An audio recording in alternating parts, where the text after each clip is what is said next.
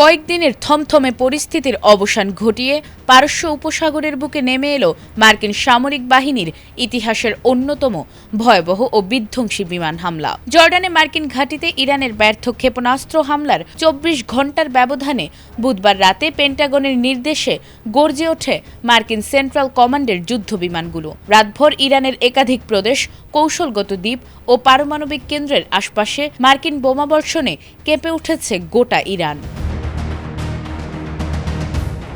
মার্কিন সময় বুধবার রাত ৮টায় শুরু হওয়া এই সুনির্দিষ্ট ও কঠোর হামলা টানা ২ ঘণ্টা ধরে ইরানের দক্ষিণাঞ্চলীয় উপকূল এবং পারস্য উপসাগরের কৌশলগত দ্বীপগুলোতে এক ভয়াবহ পরিস্থিতি সৃষ্টি করে। মার্কিন সেন্ট্রাল কমান্ডের অফিসিয়াল বিবৃতি অনুযায়ী এই হামলার মূল উদ্দেশ্য ছিল ইরানের আইআরজিসির সামরিক সক্ষমতা গুঁড়িয়ে দেয়া। মার্কিন বাহিনী তাদের অত্যাধুনিক সরঞ্জাম দিয়ে আইআরজিসির ডজন খানেক লক্ষ্যবস্তুতে সফলভাবে আঘাত হেনেছে।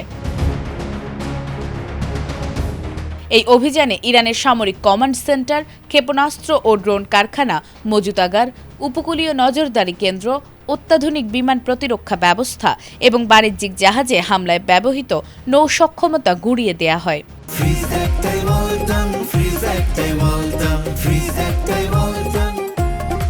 হামলার সবচেয়ে সংবেদনশীল ও রোমাঞ্চকর ঘটনাটি ঘটে ইরানের বুশেহর প্রদেশে। মার্কিন ক্ষেপণাস্ত্রের আঘাতে সেখানে বিকট বিস্ফোরণ হলেও কেন্দ্রের মূল রিঅ্যাক্টর অক্ষত রয়েছে। বড় ধরনের পারমাণবিক বা তেজস্ক্রিয় বিপর্যয় থেকে অঞ্চলটি রক্ষা পেয়েছে এবং কোনো হতাহতের ঘটনা ঘটেনি বলে নিশ্চিত করেছে আইআরআইবি। তবে মার্কিন হামলার রেশ থেকে মুক্ত থাকতে পারেনি ইরানের সাধারণ নাগরিকেরা।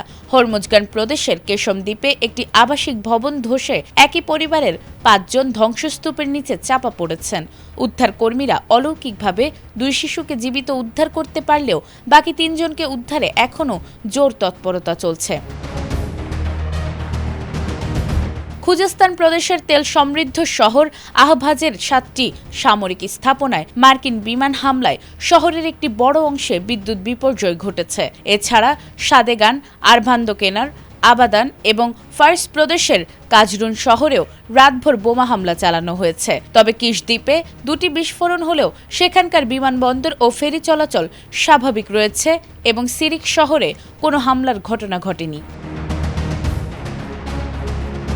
মঙ্গলবার জর্ডানের মার্কিন ঘাঁটিতে ইরানের ব্যালিস্টিক ক্ষেপণাস্ত্র হামলার পর মার্কিন প্রেসিডেন্ট ডোনাল্ড ট্রাম্প যে কঠোর জবাব দেওয়ার হুঁশিয়ারি দিয়েছিলেন, বুধবার রাতের এই হামলা ছিল তারই বাস্তব প্রতিফলন।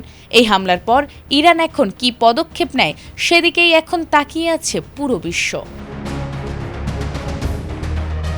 নাজমুন নাহার জান্নাত, এটিএন বাংলা।